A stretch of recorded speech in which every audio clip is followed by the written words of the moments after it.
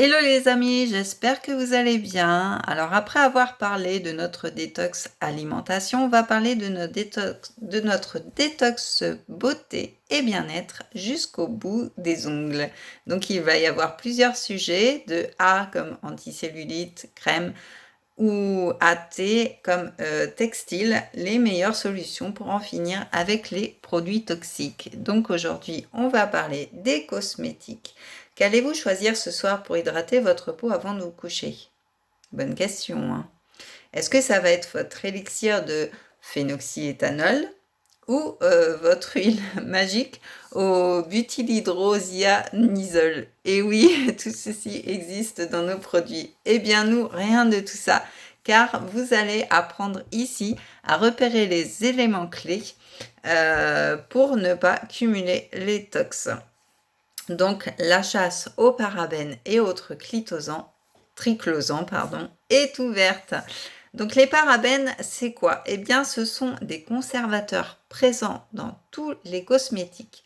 Leurs propriétés antibactériennes et antifongiques, donc anti-champignons, font qu'on les retrouve dans 80% des produits d'hygiène et de toilette. Mon Dieu, vous imaginez dans les shampoings, dans les crèmes hydratantes, dans les gels démaquillants, etc. Oh là là, mais c'est une catastrophe. Alors pourquoi il faut les éviter? Parce que tous les parabènes ont la capacité de pénétrer à travers la peau. Et si je vous dis en combien de temps vous allez tomber, asseyez-vous. Donc, ces parabènes entrent dans la peau en 26 secondes. Et oui, ils attaquent déjà notre corps au bout de 26 secondes. Donc, il est important de faire très attention. Certains sont susceptibles de modifier le fonctionnement normal de notre système hormonal. Les soupçons portent essentiellement sur les buty- et propylparabènes. Les autorités européennes et fabricants estiment que le risque est moindre par rapport aux concentrations autorisées. Mais ils oublient que nous sommes exposés aux parabènes de toutes parts, par exemple dans les médicaments. Donc attention à votre consommation. Le triclosan maintenant. Le triclosan, c'est quoi? C'est un agent antibactérien utilisé comme conservateur dans les cosmétiques, donc dans tout ce qui est savon, déo, gel, dentifrice. Donc pourquoi l'éviter? Parce que son utilisation répétée est susceptible de favoriser des résistances aux antibiotiques et d'être un promoteur de perturbateurs endocriniens. Donc, des recherches sur les animaux ont en outre montré qu'il pouvait agir sur la concentration musculaire.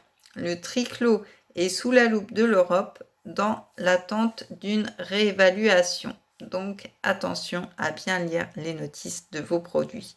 Personnellement, ça fait plus de 2 ans que j'utilise des produits sains d'une très bonne marque et je n'en suis pas déçue. Il n'y a pas de composants chimiques. La marque enlève 3000 ingrédients nocifs parce que c'est pas possible d'avoir zéro souci, quoi. Donc 3000 ingrédients nocifs, vous imaginez, sur tous les composants qu'on peut avoir. Donc maintenant, on va parler du phénoxyéthanol. C'est quoi? Eh bien, c'est un agent de conservation, toujours, dédié aux cosmétiques. C'est un fixateur de parfum et aux autres produits d'hygiène corporelle comme les lingettes bébés, et oui, les gels douche, les shampoings, les crèmes solaires, etc. Donc faites très attention. Alors pourquoi il faut l'éviter? Testé sur l'animal, il a été suspecté à forte dose d'être toxique pour la reproduction et pour le développement neurologique.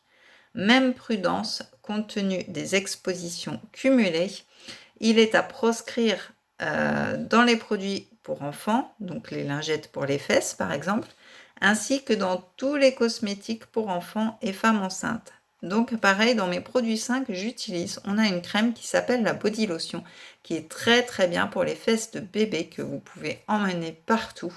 Et du coup, j'utilise des lingettes lavables avec. Et du coup, vous nettoyez les fesses de bébé ou même sa peau avec ce produit qui est sans toxines. Donc c'est vraiment génial au lieu d'utiliser des lingettes qui déjà abîment leurs fesses et ne sont pas bons pour leur santé.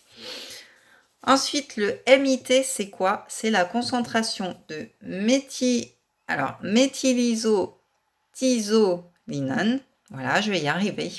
Encore un agent conservateur dont le but premier est d'éviter que bactéries et champignons s'installent dans les cosmétiques. Alors, pourquoi faut-il l'éviter? Il occasionne de plus en plus fréquemment des allergies par contact direct, mais aussi par l'air. Un doute sur la composition de vos produits? Eh bien, interrogez le fabricant sur ce qu'il a mis dedans. Il est obligé de vous répondre. Donc, moi, personnellement, pour mes produits soins, eh bien, j'ai toute la liste des ingrédients disponibles. Donc, voilà. Si vous êtes intéressé par des produits plus sains pour vous et votre famille, mettez-moi un commentaire. Je serai ravie de vous conseiller une très bonne marque. Et voilà, pour vous, pour votre famille, pour votre santé, pour votre bien-être, etc. Donc voilà, n'hésitez pas à continuer à me suivre sur ma chaîne YouTube. Abonnez-vous, pensez à la bonne clé.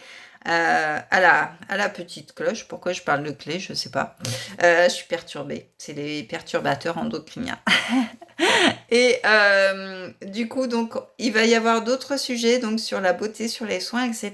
Donc, visionnez les vidéos. Ça va être très intéressant. Et j'ai aussi un compte Facebook et Instagram, Jennifer Monouri, tout simplement. Donc voilà, vous pouvez vraiment me suivre de partout.